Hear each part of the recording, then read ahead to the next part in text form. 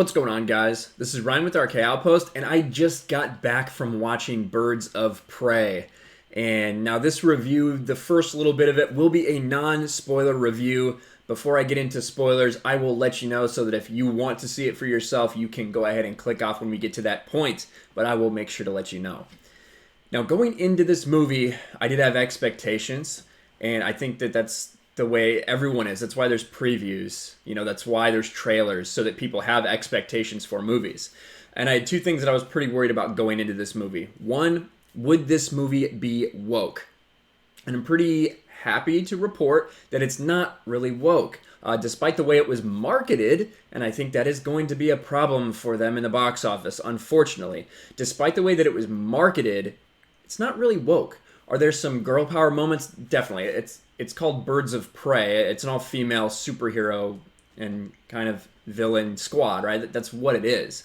There's going to be some girl power moments, and there were. There were a couple moments of kind of like anti-male kind of things, but for the most part, it wasn't in there, and it definitely didn't beat you over the head with it all movie long. So, not really that woke. And then the other major thing that I was worried about, along with I think a lot of other big comic book fans, was were these going to be, you know, semi-accurate portrayals of the characters that they're supposed to be? That one, I think, is a definitive no for me. I had a big problem with a lot of the characters, how they were portrayed on screen. I don't understand why this was a Birds of Prey movie. I guess I didn't even say the full title. It's Birds of Prey in the Fantabulous Emancipation of one Harley Quinn. And I guess to do an overview of this, it's very much a Harley Quinn movie. And I will say it got better when more people got involved. I actually was not a big fan of the first act or two of the movie when it's mainly Harley kind of by herself. Once she started teaming up with people, I enjoyed it a little more because to me, Margot Robbie, who did a fine job, but when she was in Suicide Squad, her being, you know, 1/6 of the dialogue or whatever was fine because that's kind of her role, is to almost, like, she's kind of there to be different from other people and to kind of annoy people and have these little one-liners and stuff. When it's just her, I feel like that interaction is very difficult, and that's what I felt in this movie. I did not like so much Harley Quinn. I just didn't like it. It was strange to me. And especially, you know, the fact that, well, I'll get into that with spoilers, I suppose. The other characters, Cassandra Cain's not Cassandra Cain. Black Canary, I didn't dislike her as much as I thought. Renee Montoya, Rosie, I forget her name, Rosie Perez.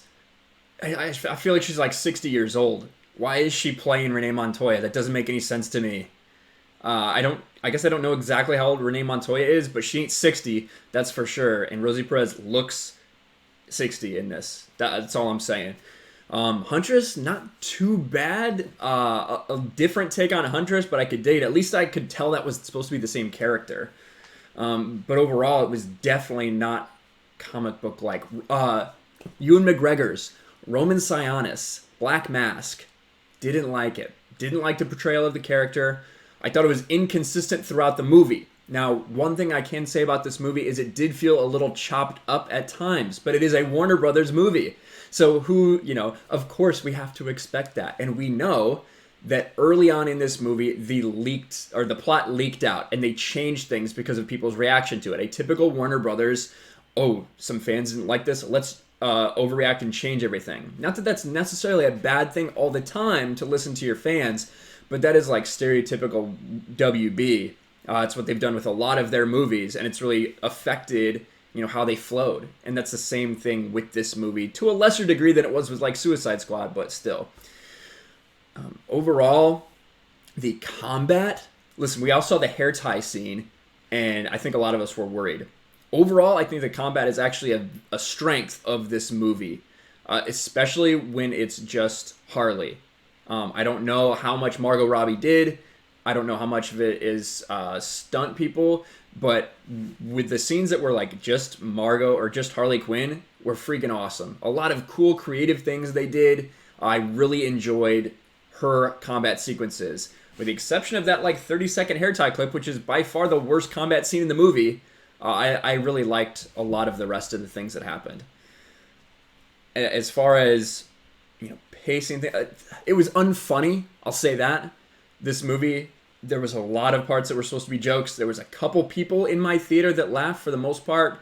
Not really a whole lot of laughs in things that were supposed to be funny. I think it was a very unfunny movie. And at the end of the day, I don't really know who this movie's for. It's definitely not comic book fans. I wouldn't say it's men. I suppose it's women. But I don't know. Overall, those are kind of my spoiler-free thoughts about this movie without getting too much into details. Now, here come spoilers.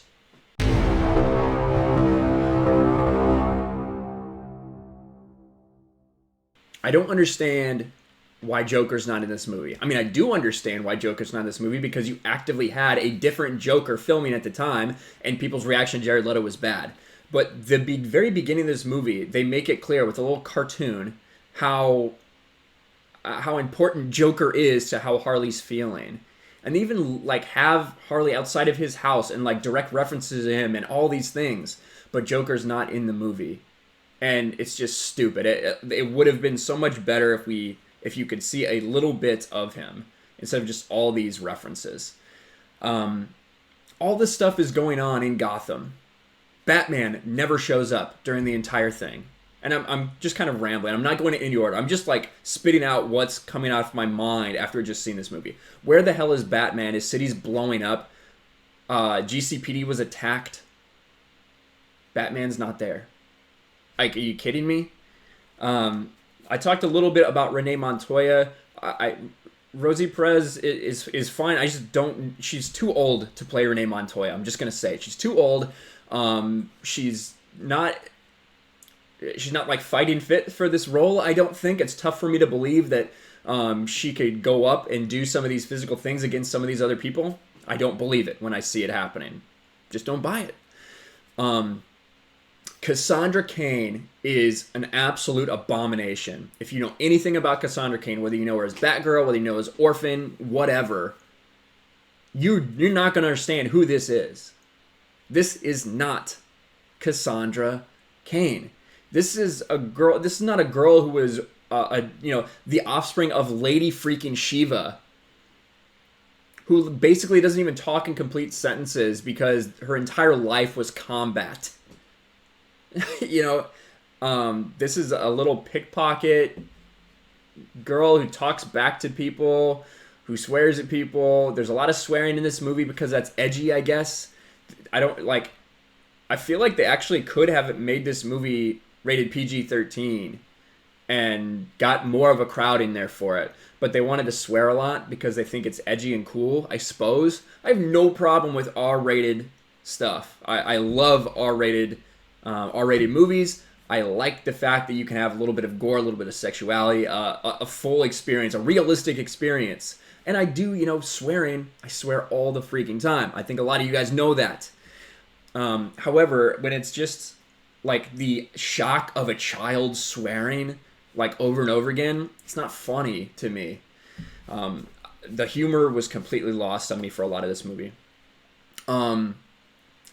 Black Canary was not bad. Now, although they did race swap Dinah Lance, I don't know why they had to do that. Canary as a character, I didn't mind her portrayal. Doesn't look like the character, obviously, but we did get one canary cry at the end of this movie that was really cool. Looked really cool. I dug it. Yeah. When Harley... Oh, let's talk about Huntress real quick. Mary Elizabeth Winstead did a different version of Huntress, kind of like a socially awkward one, that I kind of liked. I kind of enjoyed. I wish she would have come into the fold sooner. We didn't get a whole lot of Mary Elizabeth Winstead in this movie, unfortunately. Huntress was kind of out of the picture for most of it. They only team up at the very end. This is called Birds of Prey, but it's just Harley for like the first half of the movie, everybody else separated, and then it's Harley and Cassandra Cain for the next quarter of it, and then they kind of all team up in the last quarter of the movie. But why is it called Birds of Prey? I don't know. These aren't the Birds of Prey. Where's Barbara Gordon? Where's Oracle? I'm not sure. Who are these people? Why do they look like this? Why do they act like this? I don't know. But that's what this movie is, and that's why I was talking to Lethal Lightning on my way home. He was asking me what I thought. I said, as a standalone movie, I think that this movie is right around the same tier as Suicide Squad. I would have to say I enjoyed it less. I enjoyed it less than Suicide Squad. As a regular standalone movie, maybe like a 4. As a comic book movie, there's got to be like a 2. These just aren't comic book characters, bottom line. But getting past that, the wokeness, all that stuff. Black Mask, the misogynist.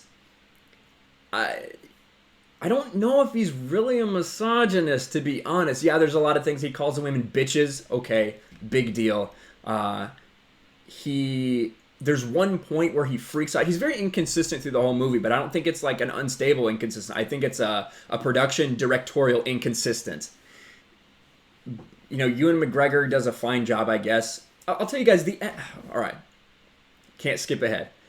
Ewan McGregor does a fine job. There's one part in the middle of it where he thinks that a whole table's laughing at him. He makes a woman stand up and like has another dude, yells at another dude to rip her dress off because it's ugly, but they don't actually show anything, really.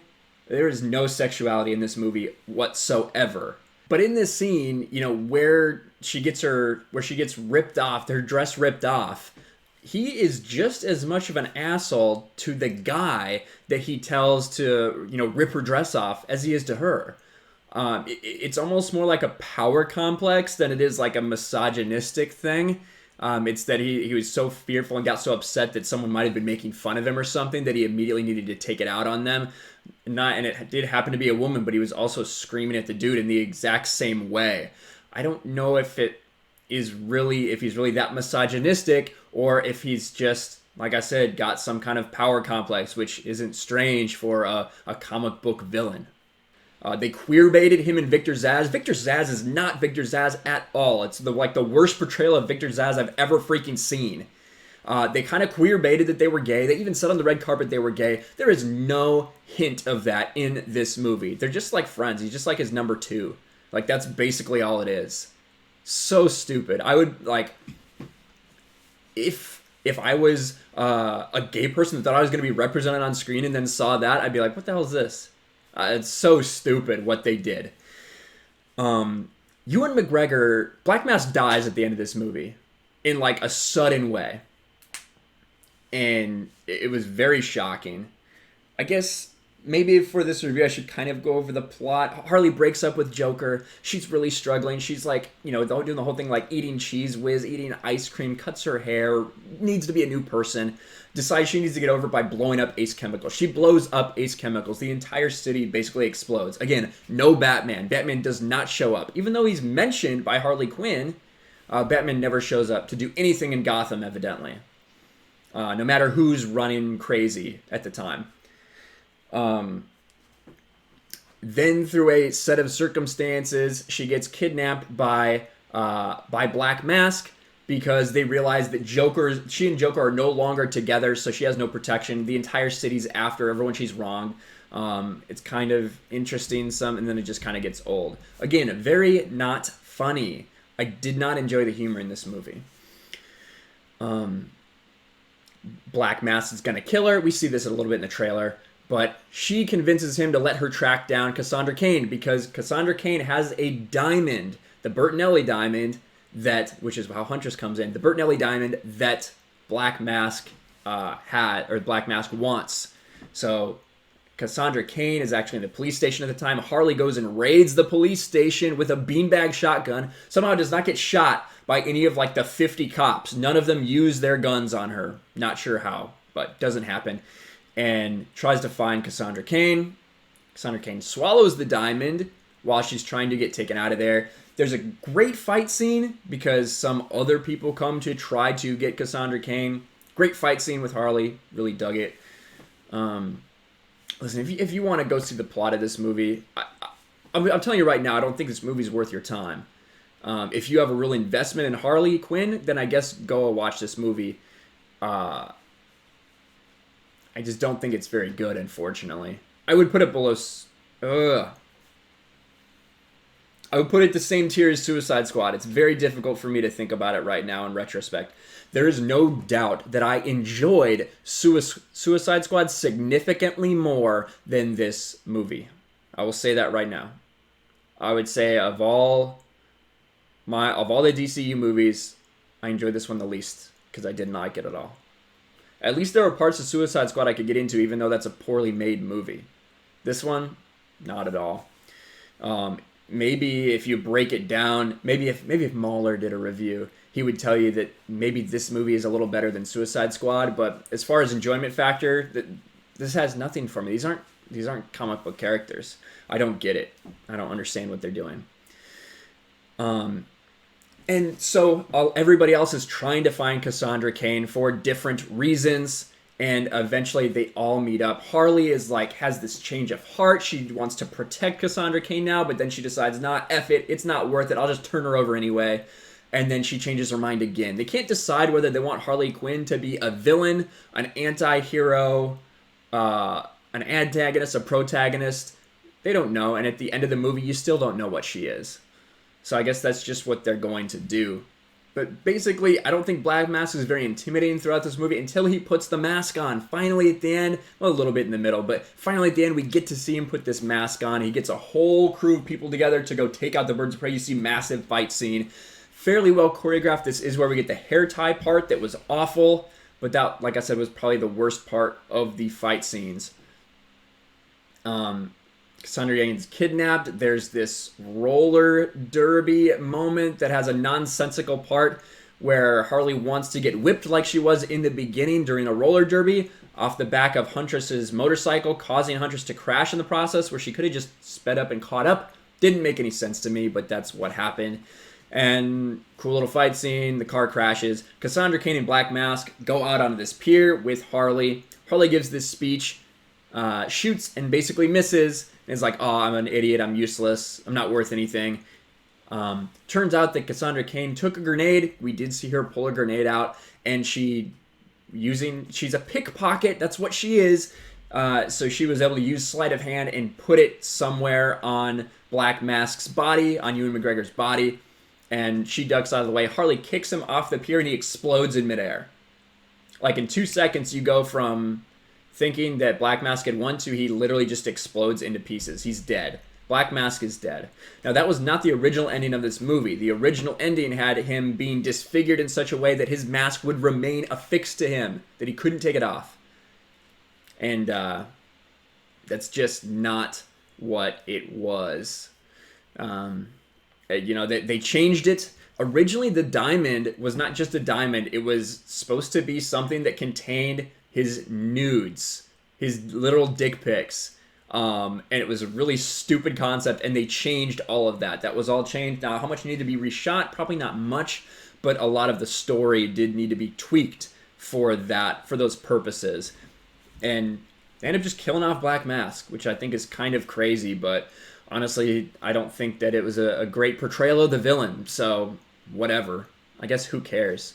Black Mask in name only, I guess. But overall, I'm not excited about this movie. I didn't really like it. I don't know. I'm just disappointed, I guess. I did think it was not going to be very good, but I still had a little bit of hope that I could get some enjoyment out of it. I don't know. I didn't like it at all. It was not woke, though, guys. It was not woke. At the end of the day, I would not recommend it.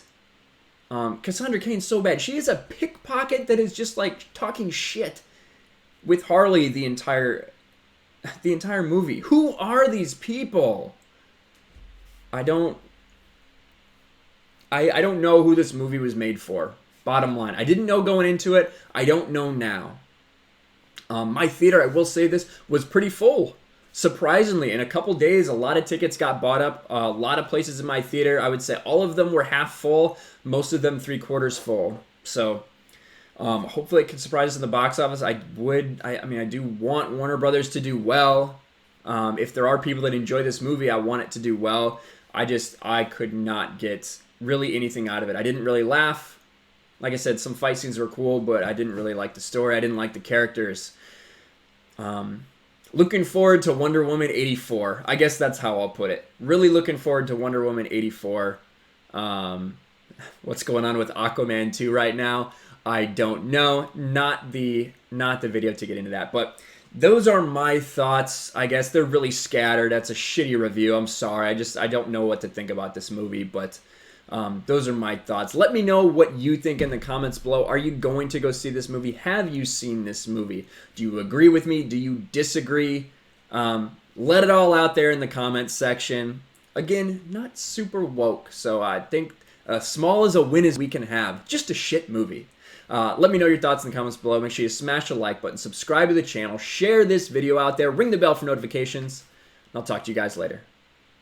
Thanks for watching, everyone, and a huge shout out to my patrons. I appreciate you guys so much.